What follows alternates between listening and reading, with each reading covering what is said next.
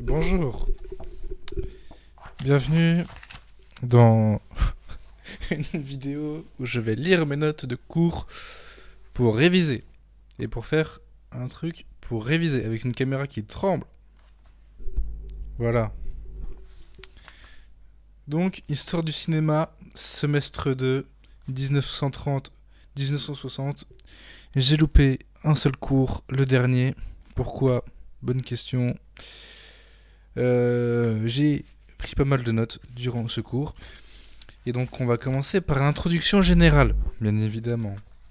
Une révolution technologique et industrielle. Le passage du parlant 1924-1935. Le cinéma ne devient pas parlant, c'est un problème de définition. Donc on met des guillemets au parlant. Attention. Car le ciné muet est déjà parlant. On ne parle pas de films sonores non plus, car les films avaient déjà des musiques, etc., etc. Donc c'est un abus de langage. Parce que du coup, il y avait des, comme c'était dit, parlant, bon, voilà. Parce que on va voir que plus tard, je spoil le cours là, que plus tard il y a des trucs qui se sont passés avant 1924. Donc, j'ai noté deux petites questions. Qui a inventé le parlant et quel est le premier film parlant? Voilà. Donc on a diverses expérimentations. Donc avant le chanteur de jazz qui est considéré comme le premier film parlant, que vous avez peut-être déjà entendu parler. Donc en 1894, je sais pas s'il est bien dit, et 1895, on a le kinétoscope sonore d'Edison. Donc vous voyez, c'était la petite boîte là où on regardait dedans, et il y avait aussi les écouteurs en plus, donc dans le kinétoscope sonore. Il y a en 1897 le biophone. Celui-là, je vais pas vous mentir, je m'en rappelle pas. J'ai pas d'exemple et je crois que c'était, je pense, juste une firme à la con. 1902, on a le chronophone de Gaumont. Ça, c'est important. Mais on revient vite fait sur le kinétoscope sonore, donc c'est très expérimental et on l'a rarement vu fonctionner. J'ai noté un truc que j'ai jamais trouvé sur internet, c'est un petit court-métrage sonore, c'est The Dixon Experimental. Je sais pas si je parle bien en anglais, on s'en branle. Mais en français, ça fait The Dixon Experimental. Voilà. Le chronophone Gaumont, c'est celui qui va qui est le plus intéressant parce qu'il y a plus de 700 phonocènes. Donc phonocène, c'est une vue, mais du coup avec du son. Donc on l'appelle la phonocène. Voilà. Il y en a 140 à peu près de conservés. Notamment le mort qui parle. Il y en avait d'autres cités, mais j'en ai pris qu'une parce que voilà. J'ai pas de réelle raison de voilà. Donc tout ça c'est du ciné parlant. Mais donc pourquoi ils ont continué le cinéma muet si dès 1894 et surtout dès 1902 il y avait des films parlants? Donc déjà il y a un problème d'équipement, le coût et le montage compliqué parce que c'était sur un seul et unique plan. La qualité son est pas folle. Ouais. Et ils ne peuvent pas être très longs. Max 2 minutes environ. Donc on a le Vitaphone, le fameux, qui va être créé par les frères Warner, que Gaumont attaquera en justice et gagnera. En gros, ils vont attaquer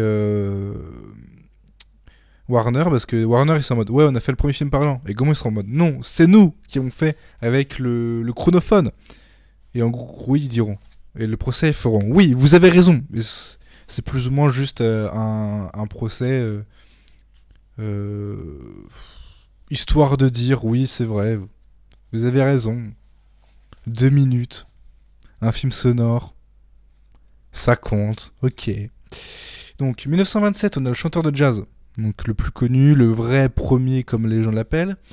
Mais c'est pas le premier même de la Warner, vu que la Warner, le chanteur de jazz c'est fait par la Warner. Donc c'est même pas le premier de la Warner, mais le premier film est... Voilà, j'ai mal lu.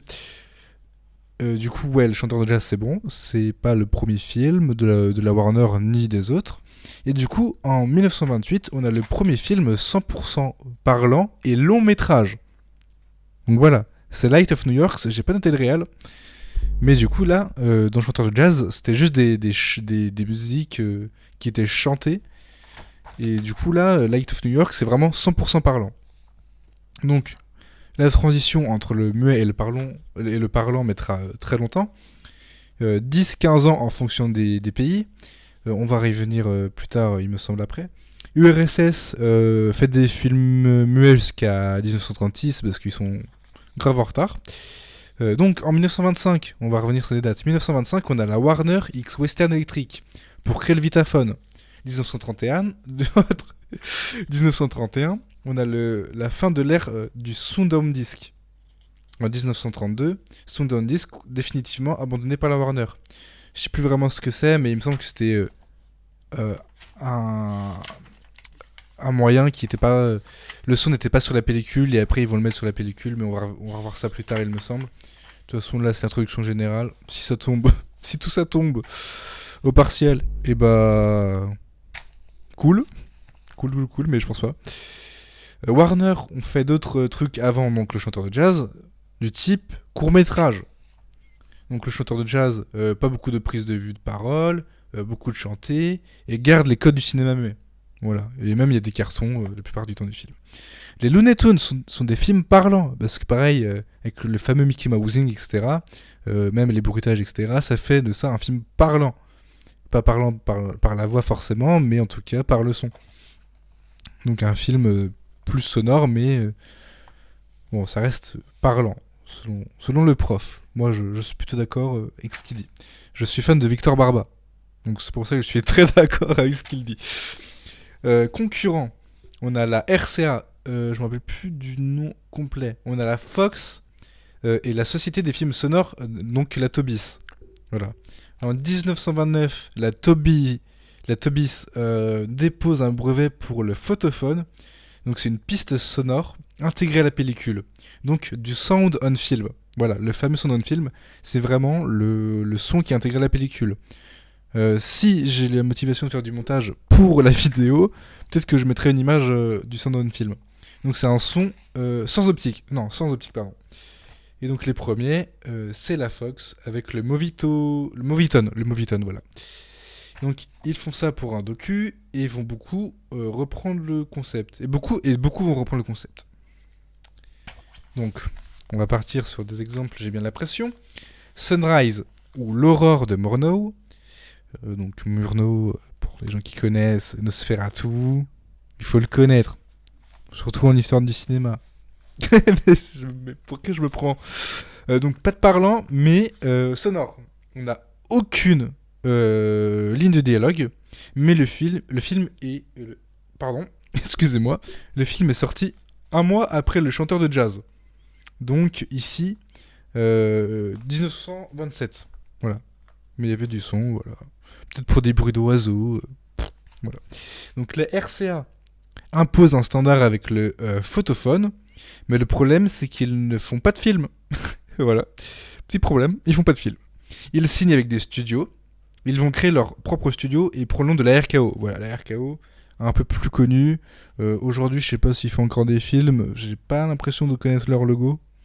Voilà. Donc, ils feront la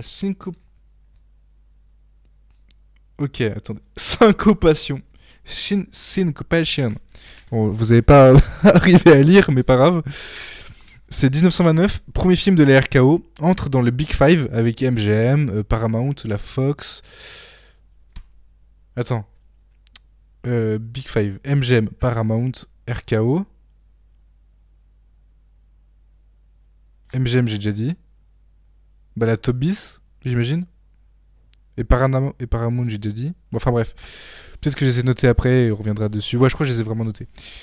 Voilà. Donc la Tobis fusionne avec plusieurs sociétés de développement qui font qui développent des procédés sonores.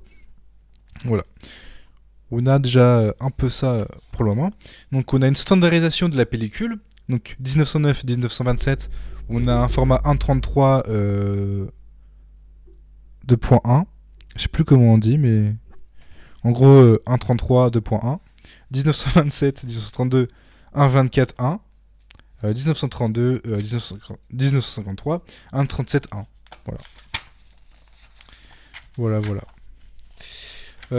On a des nouveaux métiers, par exemple, du coup, notamment l'ingé son, mais beaucoup d'autres disparaissent. Genre les musiciens qui jouaient pendant les tournages et les bonimenteurs, benchi en japonais.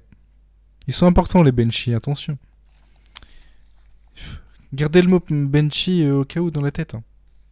Si un QCM sur 5, il serait capable de mettre un petit QCM et dire c'est quoi un benchi? Mais c'est un bonimenteur. Et c'est quoi un bonimenteur? Et bah c'est celui qui commente le film muet. Enfin le film et qui peut limite jouer sur scène en même temps. C'est plus ou moins un narrateur. Voilà. Donc il y a des répercussions sur les acteurs aussi. Bah oui, évidemment. Vu qu'avant ils parlaient pas quand ils jouaient, maintenant ils parlent. Mais du coup c'est pas du tout la même manière de jouer. Donc on a une standardisation du film et de ce spectacle. Peu importe où tu le vois, ça restera le même film. Et donc, il n'y a pas de disposition propre à la salle comme il y avait avant. Donc, notamment avec les benchi, les bonimenteurs, les musiciens qui jouent dans la salle. Bon, c'est déjà bien. C'est déjà bien. Donc, on a un bouleversement socio-esthétique. Certains métiers se reconvertissent, mais c'est pas en majorité. Et donc, la plupart sont condamnés à partir. À la perte, à partir. Donc il y a un extrait qu'il avait mis le prof, c'était de Chantons sous la pluie, très bon film d'ailleurs, euh, où, euh, en fait c'est le début du parlant. Bon, allez voir le film quoi, ça fera... enfin bref. Donc voilà, il y a vraiment un truc cool là-dedans. On a donc un changement social avec les acteurs full langue d'origine, ils jouent tous, par exemple, si c'est un film États-Unis, ils vont tous jouer en anglais. Et bah, si tu parles mal la langue, bah, c'est foutu. Voilà. Alors que du coup, il y avait peut-être des acteurs russes qui allaient jouer aux États-Unis dans des films muets, mais vu qu'ils étaient russes, bah, ils parlaient pas, donc on s'en foutait. Maintenant, bah, si le russe ne parle pas anglais, bah, il va se faire foutre, quoi. Avec tout le respect. Avec tout le respect. Donc on a aussi une disparition du slapstick. Oui, le burlesque. Bah ouais, bah un peu, ouais. Mais certains cinéastes ont résisté. Ah, ça, c'est bien, bah oui. Et qui à votre avis? Charlie Chaplin, bien évidemment. Qui d'autre? Donc Charlie Chaplin résiste à l'invasion du son. Il critique, il critique directement le parlant, notamment dans City Lights, très bon film aussi que je vous conseille. Classique, voilà. Faut le voir, faut le voir. Il critique le parlant, donc dans un film muet, et poursuit avec succès dans les films muets. Et on rappelle que dans les films muets, il y a du son. Il peut y avoir du son. Donc dans les films de Charlie Chaplin, il y a du son, notamment dans City Lights. Voilà, il y a du son dans... Ouais, c'est ce que je viens de dire en fait.